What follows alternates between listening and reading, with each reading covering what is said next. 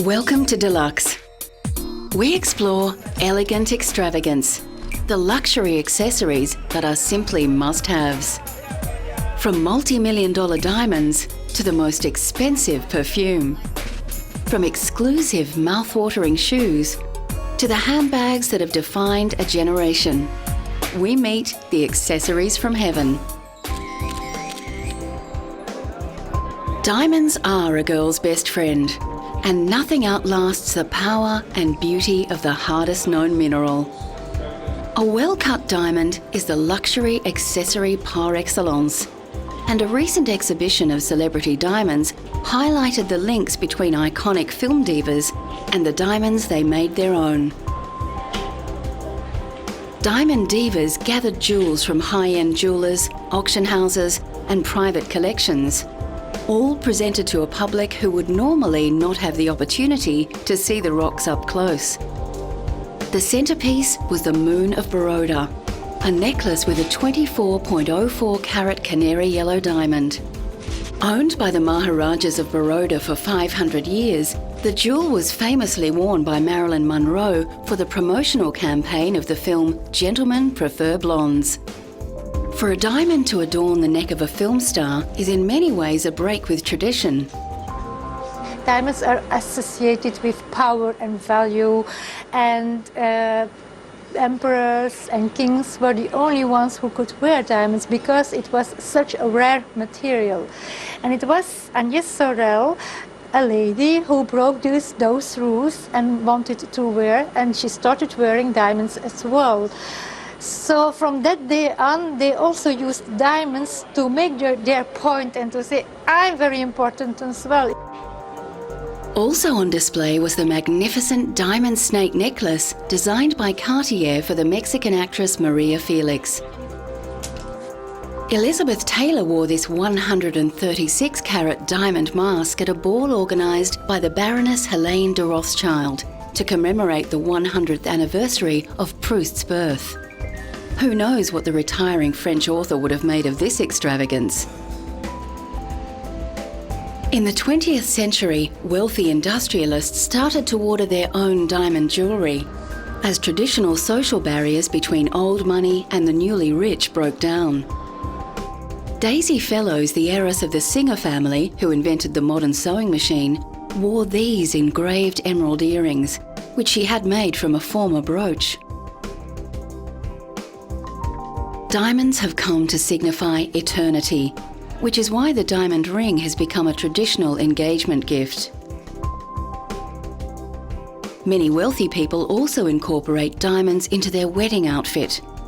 When Madonna wed Guy Ritchie in 2000, she wore this Edwardian diamond tiara dating from around 1910.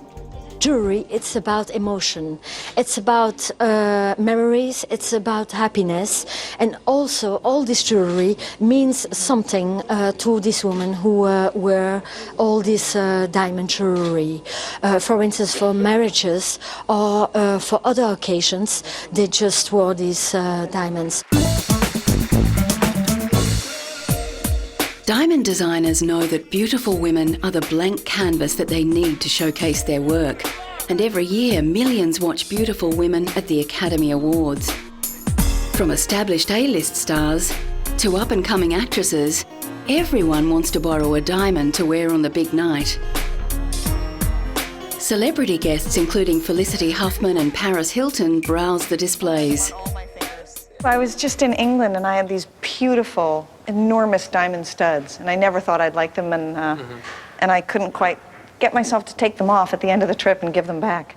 And then for the awards, I was wearing long ones that dangle, which are gorgeous and catch everyone's eye. I love diamonds. I think, diamonds are a girl's best friend, and they never break. And they're beautiful. They're sparkly, and I think they're the best things in the world. Some of the most expensive jewellery on display is perhaps not so suitable for the famous red carpet walk. This is the swimsuit that Molly Sims wore in the Sports Illustrated last week. It's a specially commissioned piece. Sports Illustrated wanted the most expensive bathing suit in the world, and we wanted it to be really elaborate body jewelry. So this is $30 million of Steinmetz diamonds. With such an abundance of diamonds on display, it's easy to forget the prices that such extravagant accessories command. That's a very special set of vivid yellow canary diamonds, if you will, perfectly matched in shape, in color, in size, with a 37 carat flawless vivid yellow pear shape hanging at the bottom of it. Just to give you an idea of how much money we're talking about, a necklace like this is $6 million. The House of Harry Winston has dressed more Oscar winners than any other diamond designer, and their classical, understated designs are very popular with the younger actresses. This style of princess necklace is similar to the necklace worn by Gwyneth Paltrow when she won for Shakespeare in Love. We have a more plunging version of the necklace, similar to the necklace worn by Queen Latifah several years ago. A one-of-a-kind accessory was displayed in London recently, in the diamond district of Hatton Garden. This platinum and diamond handbag was made 2 years ago by Japanese jewellery house Ginza Tanaka. It's encrusted with 2,000 diamonds, weighing 167 carats in total. The clasp is an 8-carat pear-shaped diamond, which can be detached and worn as a brooch. The shoulder piece can be detached and worn as a necklace. So it's multifunctional as well as being obviously unique for its being made in platinum and diamonds. The bag was on display for a week as part of the celebrations of London Jewellery Week. It was also for sale, but with its value at over £1 million, the list of potential buyers is very small. I think it's what makes it stand out is platinum is an incredibly hard metal to work with, and the craftsmanship on the bag is outstanding. I mean, as a jeweller, I can't imagine how they've managed to create it. It's just such beautiful work. It's a pleasure as a professional to see that standard of craftsmanship. The first use of perfume dates from ancient Egypt. Now 1,000 expensive and cheap scents fill the air that we breathe, and it is difficult for a modern perfumer to make his brand unique. One perfume house has solved this problem by making the world's most expensive perfume. Craig Glenday, editor-in-chief of the Guinness World Records book, presented Clive Christian with an official certificate in Harrods. Well, the rationale in the build of this perfume was that the perfumers were given no limitation. And that was, I mean, normally things, as I said before, are made to a price. So they'll say there's a market for something at, say, £50, and then everything has to be geared towards that, which is essentially the ingredients and the packaging. And we never do that. So we said to the perfumers, we developed several perfumes, but this particular one we said throw caution to the wind. Mainly with the sustainability of some of the ingredients, because the rarity, that's got a cost value on the basis of that, many of the ingredients have got a greater cost per pound than gold. Available in a version for men or for women, this elegant extravagance starts at over £1,000 for 1 pure ounce. The number 1 Imperial Majesty bottle here contains 500 ml. And is set with a 5-carat diamond set in a gold collar. Only 10 of these were manufactured. Coming up, extravagant footwear and the Spanish shoe designer who has become a household name.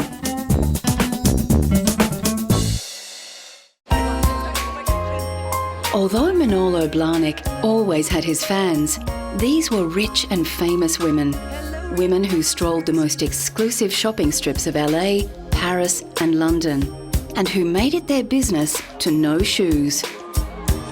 It was only when Sarah Jessica Parker, the star of the hit American television show Sex and the City, publicly declared her undying love for her Manolo Blahniks, that his shoes went straight to the top of the must-have accessory list.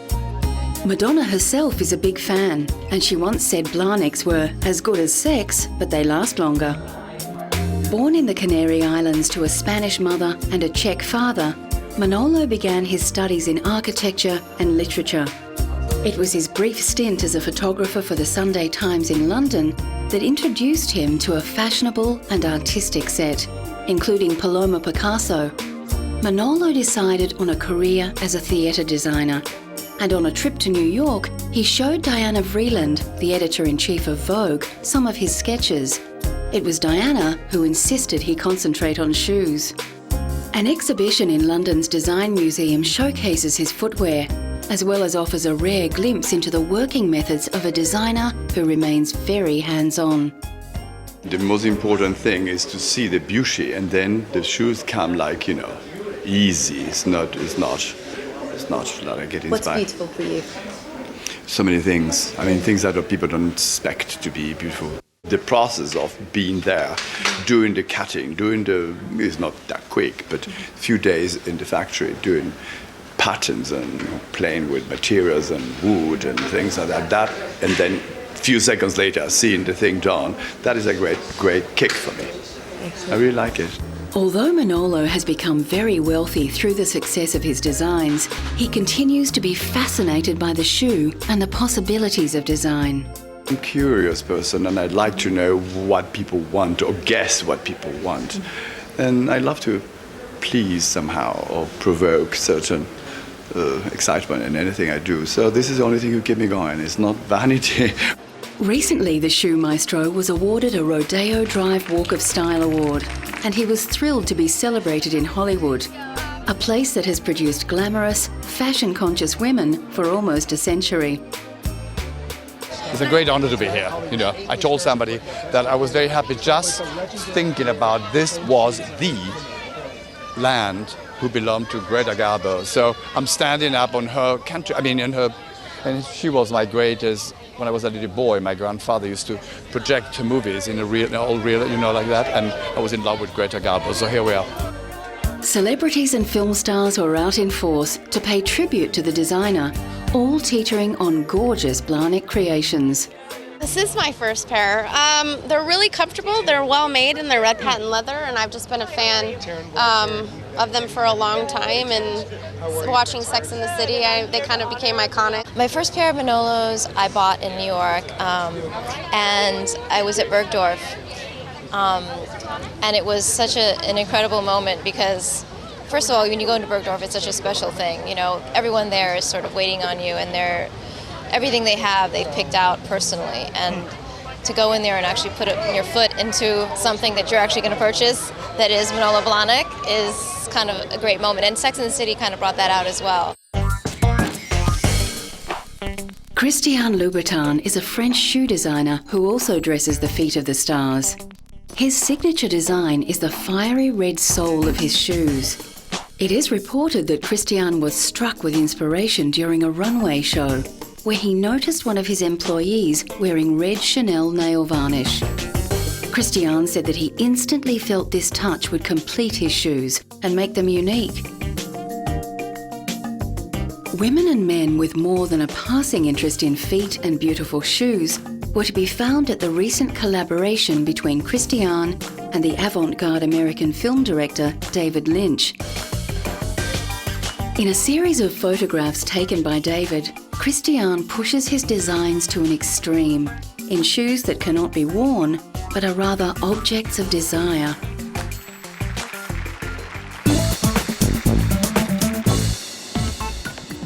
It is well known that it's the shoes and the handbag that determines how expensive and upmarket an outfit looks. With more women having the money and desire to purchase exclusive footwear, the mega-rich turn to other alternatives for standing out in the crowd. A pair of unique handmade shoes is a true extravagance. At the Cordwainers College at the London College of Fashion, a new generation of shoemakers are being trained to keep up with demand. Making shoes is a highly specialised craft, and Cordwainers counts among its alumni celebrated shoe designers Patrick Cox and Jimmy Choo. I was talking to somebody yesterday who works in the bespoke industry, and they can't actually make any more pairs. People are now waiting 18 months or more for a pair of shoes, and they're prepared to wait that time to have that quality and that specialisation, a unique pair of shoes for themselves. Just as in fashion, many shoe designers have their haute couture line, as well as a ready-to-wear line for less well-heeled customers. Typically, designers will have their own specialist shops, as well as sell some of their lines into exclusive department stores, where customers can buy all their accessories under the one roof. High-end department stores such as Harrods in London offer customers a range of shoes and prices. But for many fashion aficionados, it's only at sale time that they can hope to purchase exclusive products and emulate their favourite star.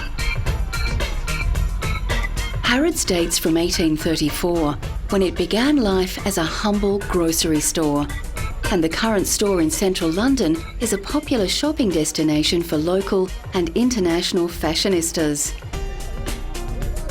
For those who love their shoes to be something special, the Harrods Shoe Hall is a must on their shopping itinerary. The current owner, Mohammed Al Fayed, recently flew Eva Longoria, one of the stars of the American television show Desperate Housewives, to London to open the world-famous Harrods sale. Jimmy Choo, Marc Jacobs and Vuitton shoes were among the ferociously fought-over bargains. They were asking us on the plane, what are you going to London for? And I said, for the sale. And they said, oh, for Harrods. Like, everybody knew. So it was really, really exciting. And it's going to get a little hairy downstairs later on, especially in the shoe department with the ladies. Have you got any top tips for the... Well, I got to shop last night when the store was closed in the shoe department. So I was kind of excited about that. Shoe designers often work hard to make good connections with established clothing designers in order to get their shoes on the Paris or London runway. As all budding shoe designers know, being seen with the right company makes all the difference. Manolo's shoes have been seen on the catwalks of some of the world's most famous designers, including Yves Saint Laurent, Christian Dior, Calvin Klein and John Galliano. Many haute couture designers also design shoes and other accessories alongside their fashion lines, and these accessories are often a way for the public to own a little piece of their favourite designer. Maverick American designer Marc Jacobs is currently head of design of the massive fashion house Louis Vuitton. He also has the diffusion line Marc by Marc Jacobs, and on a recent runway show in Paris, his stunning shoe designs were again a standout part of his show. A celebrity designer, as well as a celebrity himself, Marc counts many highly influential women among his clients. Victoria Beckham has featured in Marc Jacobs magazine advertisements, and at his recent Paris show, she stole the limelight with her new gammon haircut. But once the lights were down, it was clear what people had come to see. Coming up, extravagant handbags and man bags on and off the runway.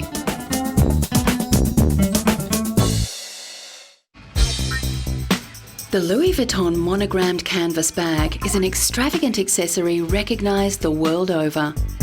LV is one of the oldest fashion houses in the world, and they began designing luggage and bags. Louis Vuitton famously walked to Paris as a young man, a journey of 400 kilometres, to become an apprentice luggage maker to wealthy households. His skills led to his appointment as legateer to the French Empress. The distinctive monogram design was introduced on the bags in 1888 to try and discourage imitators. But their current popularity and status has meant Vuitton bags remain among the most counterfeited luxury accessories. Accessories for men took a new turn in Marc's recently presented Louis Vuitton winter collection, where chinchilla earmuffs, cashmere gloves and a mink hat were part of his range. In contrast to the muted tones and subtle luxury, the famous LV accessories were bold and dramatic. The featured bags are all limited editions, with typically long waiting lists. I loved his knits. I loved all the knitwear. It was incredible, and the shoes and the bags. I'd like to get the shoes. I don't know if I'll be able to walk in them, but I love the shoes, the bag. Everything was beautiful. Mark has been instrumental in lifting the traditional LV product into a more modern and daring accessory. And like much creative work, his designs are based on talent and experience, with lots of serendipity thrown in the mix. In his recent summer collection, the theme was LOVE, and Mark took the famous canvas handbag and made it more playful, in the form of a plaid market bag. And then there's also the sense of humor with the kind of market tatty bag done a la Louis Vuitton. Yeah. Well, again, it's like poor and rich and classic and not classic, masculine and feminine. It's all those kind of contrasts and ironies and some perversities that I think keep us all going late at night. American film star Scarlett Johansson is the new face of Louis Vuitton, and she was front row at this Paris show. Scarlett starred in the costume drama Girl with a Pearl Earring, a biography of the Dutch artist Johan Vermeer, and the master painter's strong influence on Mark was obvious on the catwalk.